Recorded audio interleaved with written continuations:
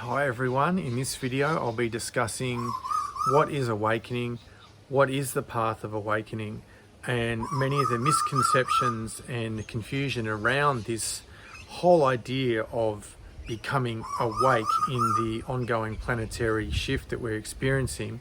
And you often hear people claiming others that they should wake up, and that even it's degenerated into a competition that people now basically claim to be more awake than other people, and these people are not awake as me. And in my view, the understanding that most people have of what is awakening is entirely incorrect. And this is basically the foundation or the basis of the workshop that I'll be running here on the Sunshine Coast on the 22nd of November, navigating the shift. And if you're unable to come along in person and you'd like to participate in something like this, then I'll be running this as a course in 2026 online. So sign up to my new website, anthonyo'flynn.com, and you can see everything that I'll be doing there in terms of what I'll be offering and my social links and everything going forward, particularly with this change in digital ID and so on. And I'll be sending out the newsletter on all the information there when I've got some dates and how I'm going to organise this in my new online offering. So check that out. So many people think that awakening is basically just accumulating more info, more data, more understanding of geopolitics, of key awakes, more understanding of ops, of psyops, of the globalist agenda, all these sorts of things.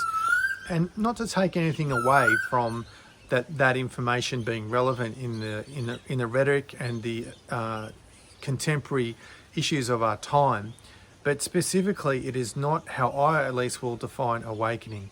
And there's many good reasons for that. And we can see that if someone's focus is only on accumulating data, on information, or being more informed, then really my question is, in this context, is how does that then translate into quality of consciousness, into like the purity of the mind, in the mind being like a diamond, having this purity, this sharpness, this vajra that the Tibetans would call the mind, to be clear with this discernment and not be confused and foggy and polluted with lower streams of consciousness and lower frequencies.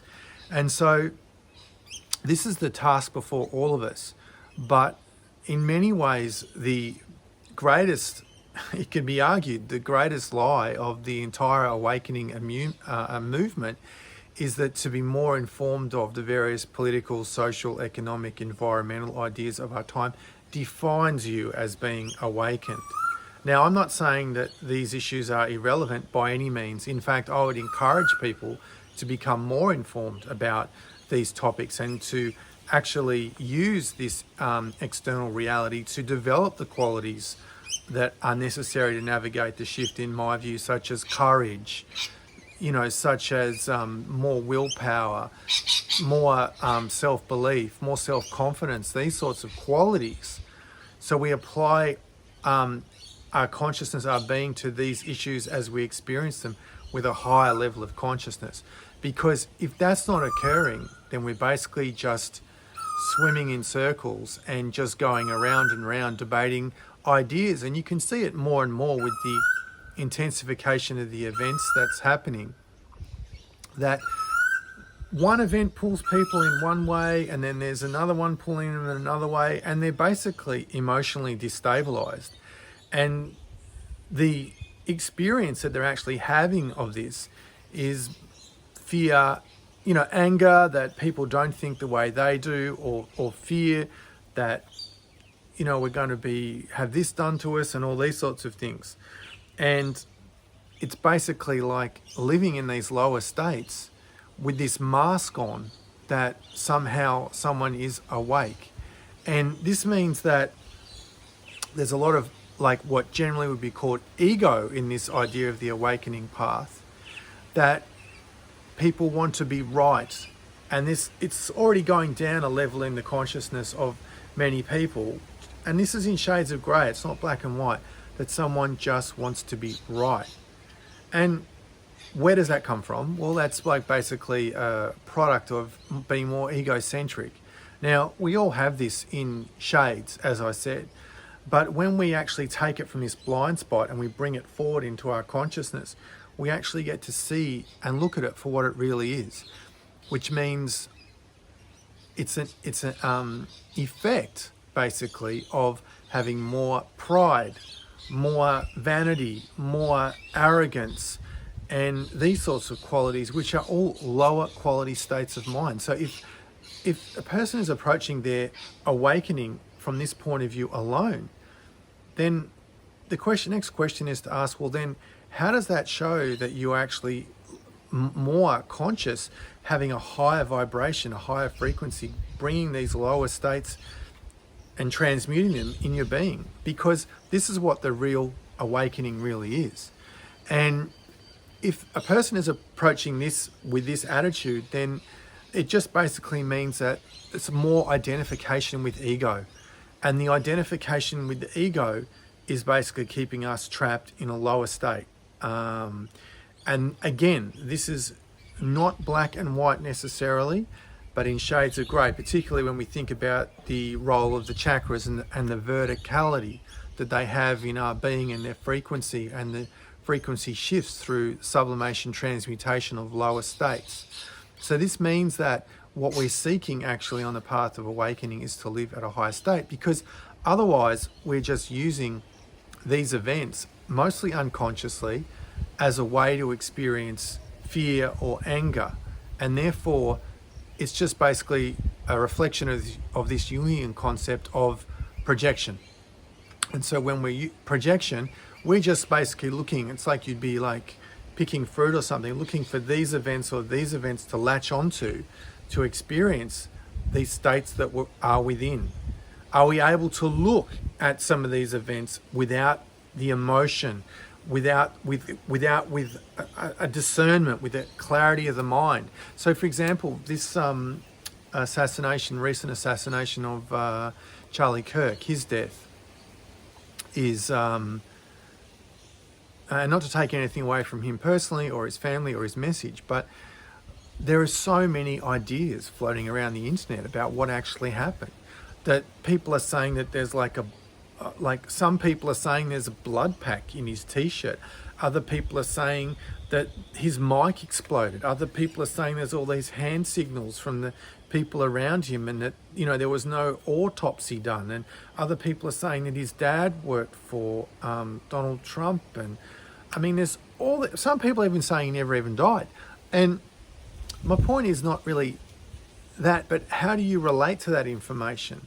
Does that information or understanding and the discernment, and I'm not saying that these events and so on aren't relevant to the times we're going through, but how do we approach it from a quality of consciousness point of view? Because does that translate into more wisdom?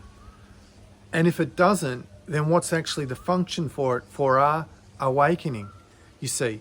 Because if we're not able to have more wisdom through our experience of accumulating data or information or whatever it is we're experiencing in this kind of environment where we're just getting loosh harvested all the time, then it means that the entire awakening movement, freedom movement, conspiracy movement is basically compressed into a lower state.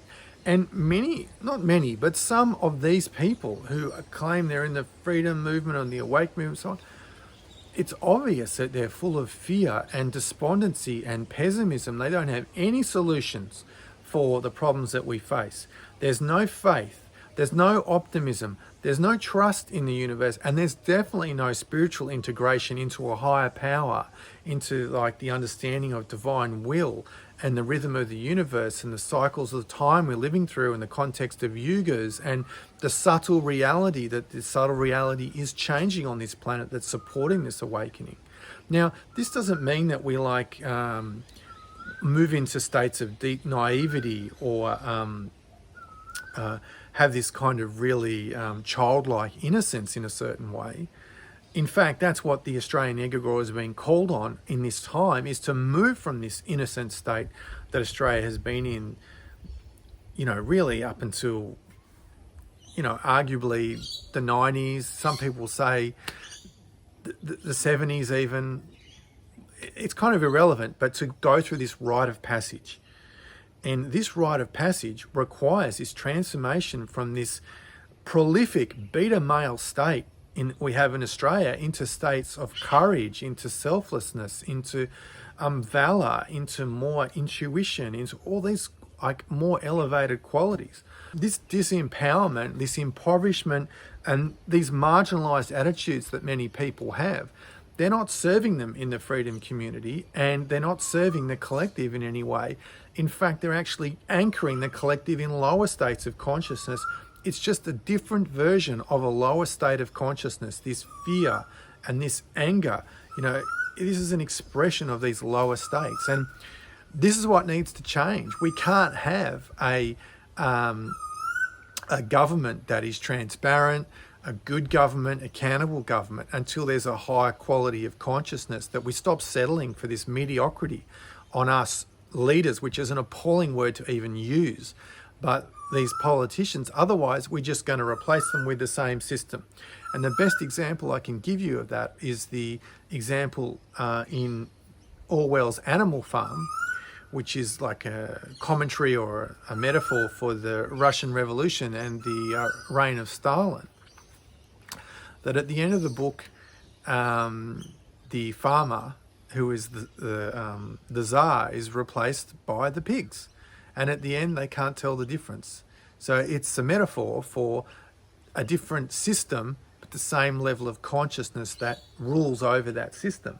And that's the issue that we face today. And it's not just in the political system, it also applies to the so-called freedom movement. And we can see that there's been a lot of issues there around the failed leadership or the questionable leadership that many people have commented on over the years with that as well.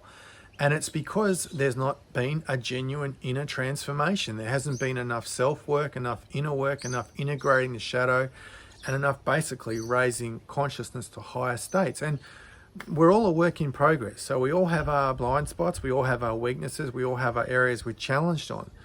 But the more we can confront ourselves, the more we're able to bring this into the conversation in a higher way.